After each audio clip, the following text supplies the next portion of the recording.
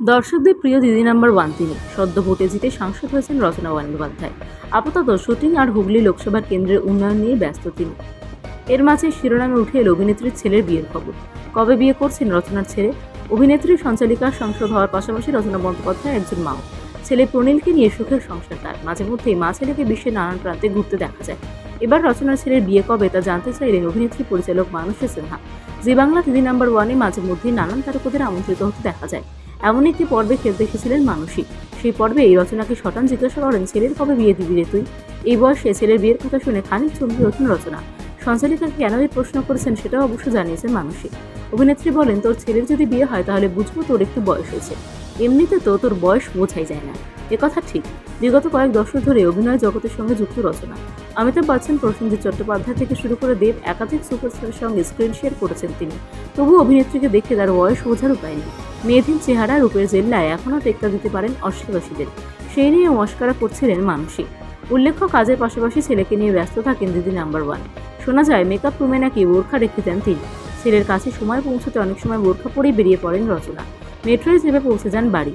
কাজ এবং মা হওয়ার দায়িত্ব বছরের পর বছর ধরে দুই সমান দক্ষতার সঙ্গে সামলাচ্ছেন অভিনেত্রী। দর্শকদের প্রিয় দিদি নাম্বার ওয়ান তিনি সদ্য ভোটে জিতে সাংসদ হয়েছেন রচনা বন্দ্যোপাধ্যায়। আপাতত শুটিং আর হুগলি লোকসভা কেন্দ্রের উন্নয়ন নিয়ে ব্যস্ত তিনি। এর মাঝে শিরোনামে উঠে এল অভিনেত্রীর ছেলের বিয়ের খবর। কবে বিয়ে করছেন রচনার ছেলে? অভিনেত্রী সঞ্চালিকা সাংসদ হওয়ার পাশাপাশি রচনা বন্দ্যোপাধ্যায় একজন মাও।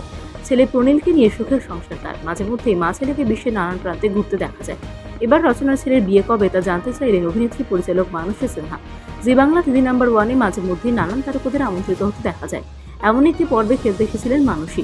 সেই পর্বে এই রচনাকে শটান জিজ্ঞাসা করেন, ছেলের কবে বিয়ে দিবি রে তুই? এই বয়সে ছেলের বিয়ের কথা শুনে খানিক চমকে ওঠেন রচনা। সঞ্চালিকাকে কেন এই প্রশ্ন করেছেন সেটাও অবশ্য জানিয়েছেন মানুষী। অভিনেত্রী বলেন, তোর ছেলের যদি বিয়ে হয় তাহলে বুঝবো তোর একটু বয়স হয়েছে। এমনিতে তো তোর বয়স বোঝাই যায় না। একথা ঠিক। বিগত কয়েক দশক ধরে অভিনয় জগতের সঙ্গে যুক্ত রচনা। অমিতাভ বচ্চন, প্রসেনজিৎ চট্টোপাধ্যায় থেকে শুরু করে দেব একাধিক সুপারস্টারের সঙ্গে স্ক্রিন শেয়ার করেছেন তিনি। তবু অভিনেত্রীকে দেখে তার বয়স বোঝার উপায় নেই। মেয়েধীন চেহারা, রূপের জেল্লায় এখনও টেক্কা দিতে পারেন অশ্লীবাসীদের। সেই নিয়ে মস্করা করছিলেন মানুষী।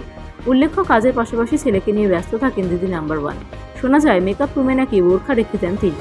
ছেলের কাছে সময় পৌঁছতে অনেক সময় বোরখা পরেই বেরিয়ে পড়েন রচনা। মেট্রোয় চেপে পৌঁছে যান বাড়ি।